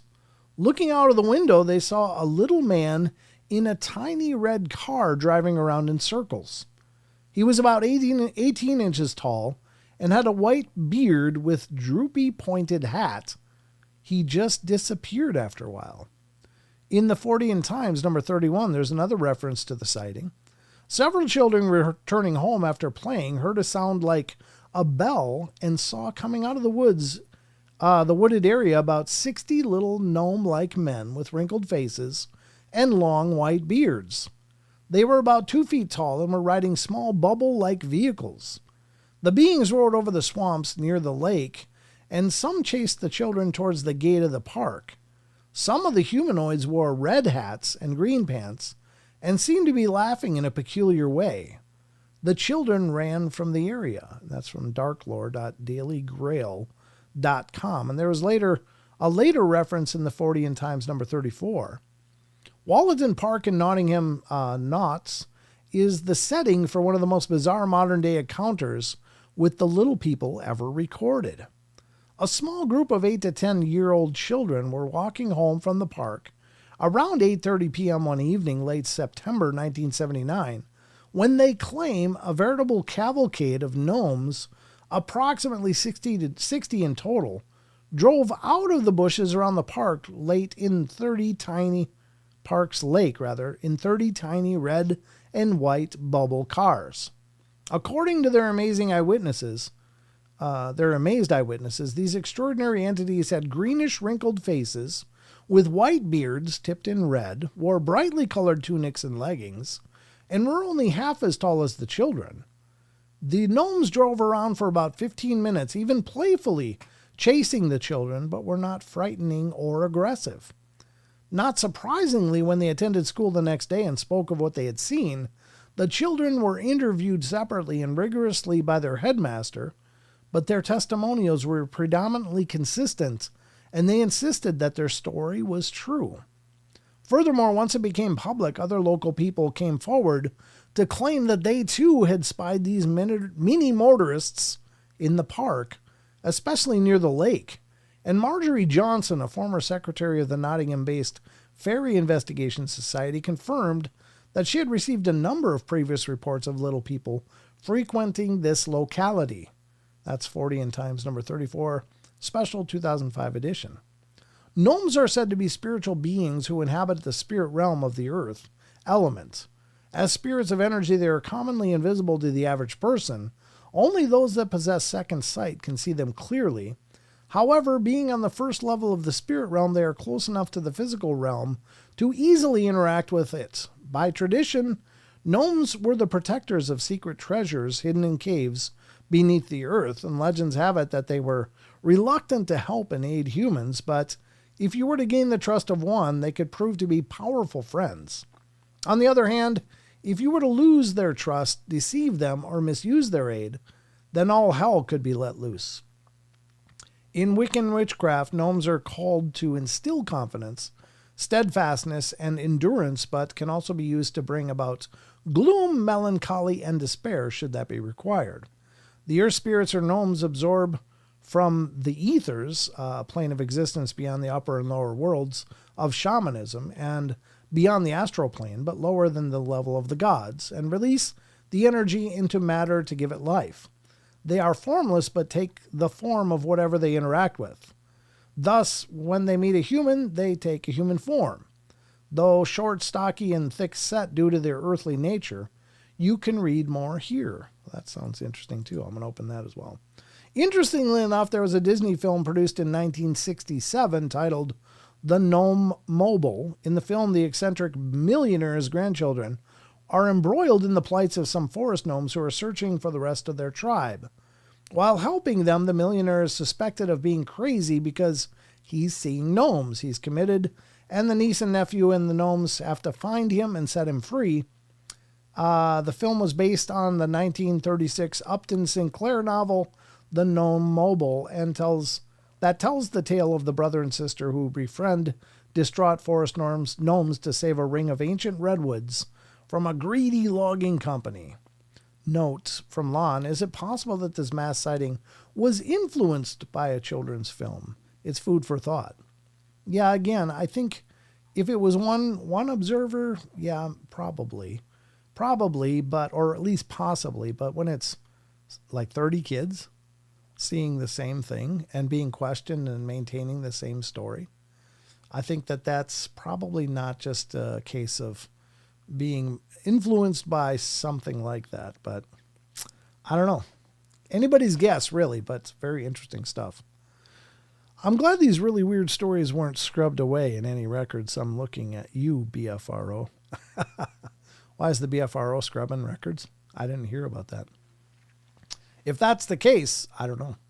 I'm not familiar with them doing that. Brownies, Barbara says, yeah, could be. I'd love to see that, Barbara says. Yeah, that'd be fascinating. I think Wes had a story once on Sasquatch Chronicles that was really interesting. It had to do with, I think, a hunter seeing this gnome-like creature, and he saw it, and it saw the hunter, and then it ran by like a telephone pole and jumped into this barrel-looking thing, and then the barrel thing rose up and flew away like a UFO. It was just like, what the hell was that? So, who's to know, right? But it's crazy stuff. Really crazy, wild stuff. Belief structures, manifestation, could be, but all 30 of them manifesting the same belief structure, or is it possibly a concert of manifestation, meaning that they're all taking part and creating part of the experience? Maybe. I wouldn't doubt it. The BFR leaves out the weird parts of any Bigfoot sightings. Oh, okay, I gotcha. Yeah, I mean, it's, that's probably the liability of any reporting site, is that they're gonna shape the report to what they're willing to accept. And I guess in essence, that would kind of sterilize the report, wouldn't it? God bless you all. Be safe. Enjoy life. John, are you done? Are you leaving me? Did I say I was done? Well, no, but we are getting to the end. Getting to the end of the portal. I guess that doesn't surprise me, Rachel. I didn't know that was an actual thing, but yeah, that's true. Phase. Yeah, it could be, the realm of the Fae is many things. It's not just fairies, although those are the most prevalent manifestation of the realm of the Fae, but elementals could certainly be part of that same kind of realm. I guess they're more nature aligned is how I consider it, and I might be wrong. That's just my own personal interpretation of it, but that there's this, well, I guess the etheric realm is probably a good representation of that. It's more of an energetic realm, but maybe they can participate and be present in our realm as well. Hell, maybe that's what's going on with the Bigfoot. Who knows? Maybe they're a different kind of manifestation. In fact, when I first really started diving into Bigfoot, I was thinking, oh, I wonder if that could be some of the troll stories, are just some like Bigfoot or Woodwose or, Grogok or Grayman or whatever version of the Bigfoot legend that you have. Maybe that became trolls in some people's stories. And the legends and lore. Again, the thing with all of this stuff is that the invention of a new name doesn't mean it's a new phenomenon. Much like, again, I like to point to things like the rake, which is more of a new representation. But I think it's a very old phenomenon that's been around for quite a while and has had many names historically. Could be ghouls, could be any number of different names that are what we now know as rake. And it doesn't mean they're an invention of our modern age. It just means it's a rebranding of our modern age. Perhaps Bigfoot is a rebranding in a very old phenomenon. Black-eyed kids, again, the similarities between that and our Hollywoodized version of vampires is strikingly similar. Can't enter without permission, but they seem to compel people to do things, or at least come close, but people have this very powerful foreboding when they're interacting with them. So who knows? Bigfoot is 300 brownies in a fur trench coat. I love brownies. Oh, wait, you're talking about a different kind. Okay. Yeah, it could be. Who knows? It could be jumping on each other's shoulders like an Old Little Rascals show or something. Yes, the BFRO does edit reports and tends to leave out the woo. That's what Dog Digger says. Yeah. Native Americans have lots of stories and reports of little people of different types. Yeah.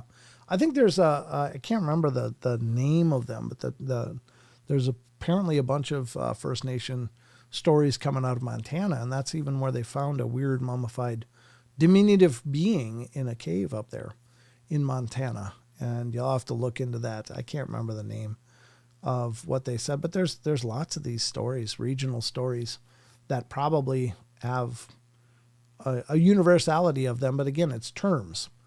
When you think back to the Bigfoot stories, the Bigfoot stories were everywhere for a long time. But the problem was there wasn't a unifying term. There was no unifying term. So there was Momo and the grass man and the wild man and the wood boogers and the skunk ape and all of these different regional phenomena that was identified with regional names. And it wasn't until we got the term Sasquatch or Bigfoot, it's like, wait, that sounds like Momo. That sounds like a skunk ape. That sounds like a grass man. It sounds like a wild man. It sounds like all of these other things. So it was these unifying terms that give us the universality of it and show us that these phenomena are happening all over the place. And it's just having a verbal representation to bring all of them together. I remember that little person in the mine. Yeah. There was one. Maybe that's what it was, is a mine, not a cave. You're right. In Montana, but I can't remember what they called it. But there's a specific name. But it doesn't seem really atypical to what we would recognize as a gnome. Some of them seem to possibly look much more alien, almost like the Paracas skulls are these elongated humanoid skulls of basically humanoid size. But yeah, I think a painting is in order, Rachel. I don't know what she's painting. What she's painting? Tommy knockers. Yeah, exactly. Tommy knockers. Tommy knockers are kind of a weird one because are they, could they be a representation of some of these gnomes or maybe even dwarves that we recognize as Tommy knockers, knocking to, tell them that they're in danger. A leprechaun, the clericons, there's all of those. Clericons are like the drunk relative of the leprechaun. They're like party animals of leprechauns. They like to get wasted. So I don't think they have as much money as the leprechauns either. So if you find a clericon, he probably wants a fiver instead of giving you a gold.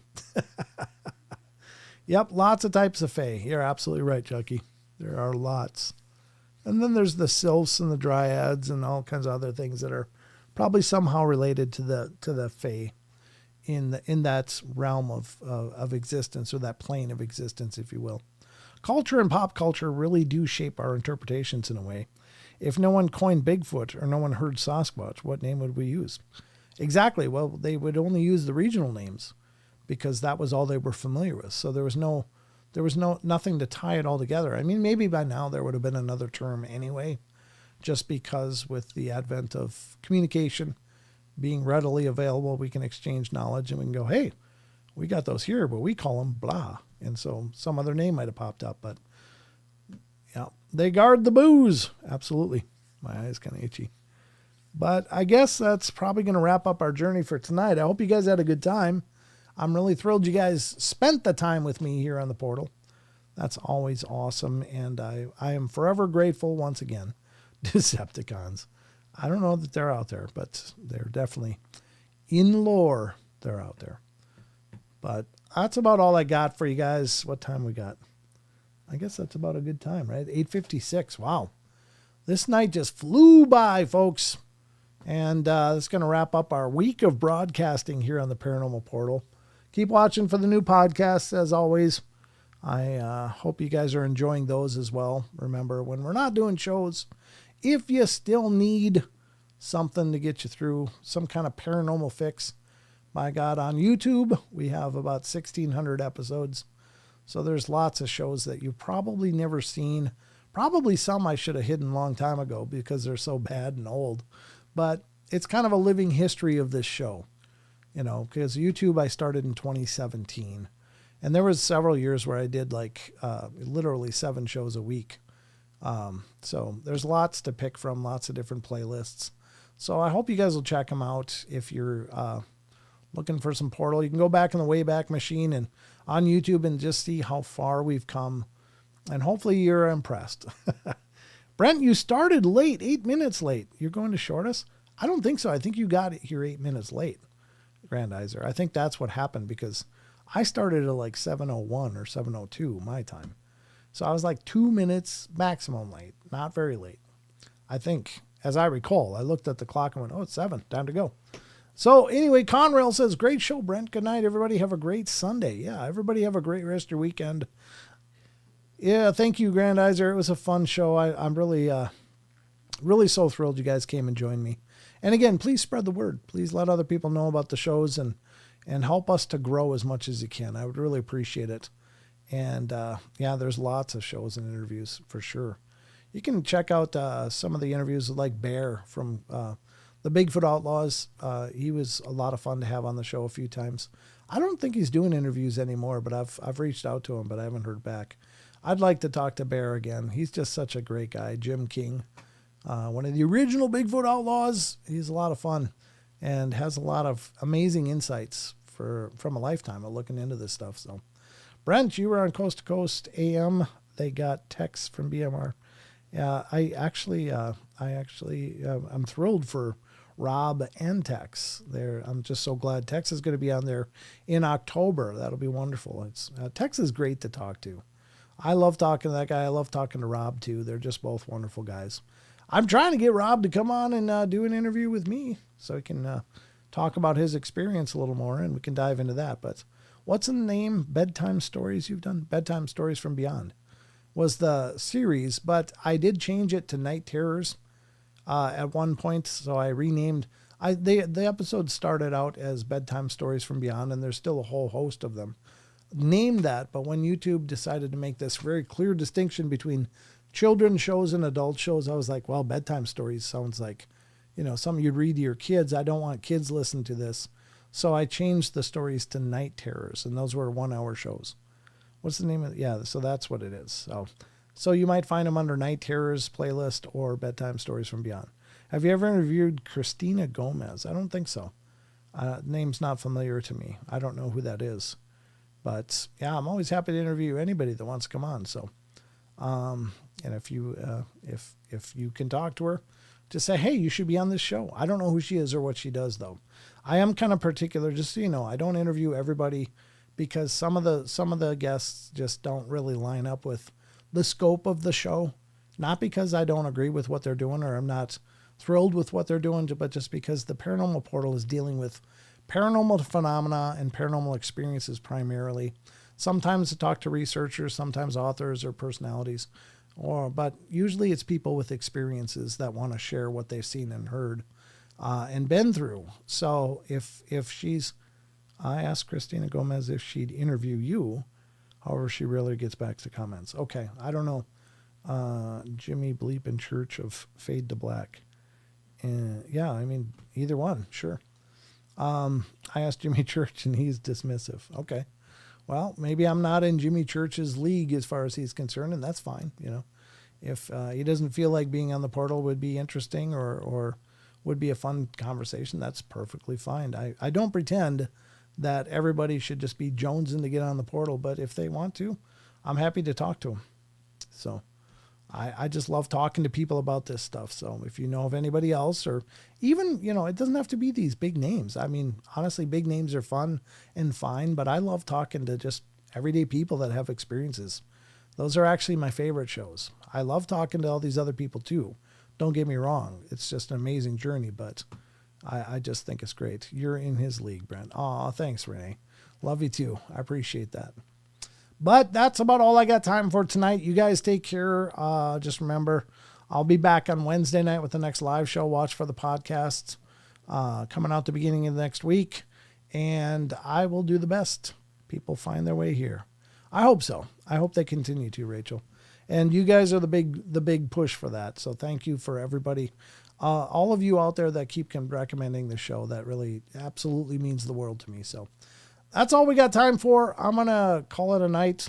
I'm all sweaty and need to air out. So, all right. So good night. Remember, love you all. Be good, be kind, be nice. Help each other out. Find the magic in every day. And remember to laugh as much as you can. And I'll be back on Wednesday. So until then, thank you, Barbara. Love you all. I mean it. And thank you so much for being here with me. Oh, yeah, I hear you, Brent. I'm of the opinion that everyone should help out each other and share notes. Absolutely. All right. Good night, everybody. That's it. We have cookies. Brent baked some cookies. You don't want to eat my cookies. Unless you do. No, sorry. I couldn't resist. All right. Good night, everybody. That's it. I'm going to roll the credits.